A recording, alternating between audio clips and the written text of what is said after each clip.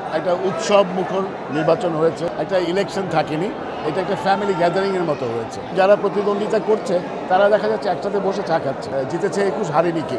আমরা দুজনে যেই জিতি না কেন আমিও বলেছি যে এটা কোনো মানে ম্যাটার করবে না কে আসলে শিল্পী। এই জায়গায় একটা সমস্যা আছে, খুব মুষ্টিমেয় কিছু লোক বেশিরভাগ কাজ করে। কেউ বলে সিন্ডিকেট। নির্বাচন তো আপনারা সবাই দেখেছেন যে এটা একটা উৎসব মুখর নির্বাচন হয়েছে এবং মানে যা প্রার্থী ছাড়া যারা ভোটার তারা এসেছে এবং কেউ কেউ ফ্যামিলি নিয়ে এসেছে। মানে এটা শুধু একটা ইলেকশন থাকেনি, এটা একটা ফ্যামিলি গ্যাদারিংয়ের মতো হয়েছে। এবং এখানে আমরা তো একসাথে কাজ করি বিভিন্ন জায়গায়, আমরা সবাই আসলে বন্ধু এবং আমরা কো আর্টিস্ট অথবা আমরা কলিগ।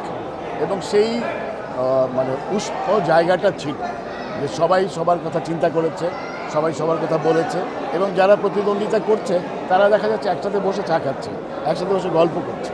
মানে এটা একটা এই কালচারটা যদি আমরা ধরে রাখতে পারি তাহলে হচ্ছে কে হারলো কে জিতলো এটা কোনো বিষয়ই না।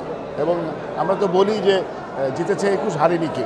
তার মানে হচ্ছে যে আমরা সবাই একসাথেই থাকি এবং আমাদের ভবিষ্যৎ পরিকল্পনা হচ্ছে আমরা যাতে আরও একসাথে থাকতে পারি, আমরা একসাথে থেকে যাতে আমরা কাজ করতে পারি। এই বিজয়টা এটা অনেকটা এরকম যে প্রত্যাশিত বলবো না, কিন্তু কেউ কারো কাছ থেকে আমি এক ধরনের অনুপ্রেরণা পেয়েছি।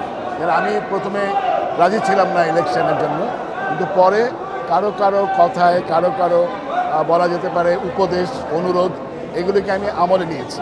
আমলে নিয়ে ইলেকশনে দাঁড়িয়েছে এবং এক ধরনের মনে হয়েছে আমার একটা কনফিডেন্স ছিল যে একটা লেভেলে তো হবে।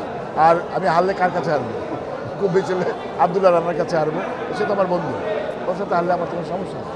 হ্যাঁ, ও এসেছে এবং ও ফল ঘোষণার আগেই বলেছে যে আমরা দুজনে যেই জিতি না কেন আমিও বলেছি যে এটা কোনো মানে ম্যাটার করবে না। কারণ হচ্ছে যে আমাদের যে সম্পর্ক, ওর সাথে আমার সম্পর্ক একদিনের না, প্রায় 30 বছরের বেশি।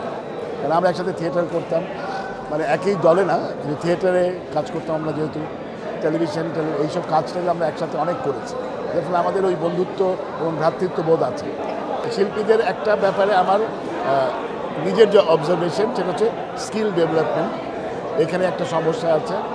আরেকটা হচ্ছে যে আমাদের শিল্পীদের কে আসলে শিল্পী, এই জায়গায় একটা সমস্যা আছে যে অনেকেই এই শিল্পে কাজ করছে কিন্তু তার আসলে কিন্তু প্রস্তুতি নেই। সে ঘটনাচক্রে এখানে ঢুকেছে, ঘটনাচক্রে ঢোকার পরে সে লোকে যখন চিনেছে তার যে উন্নয়ন দরকার সেই জিনিসটা হয়নি।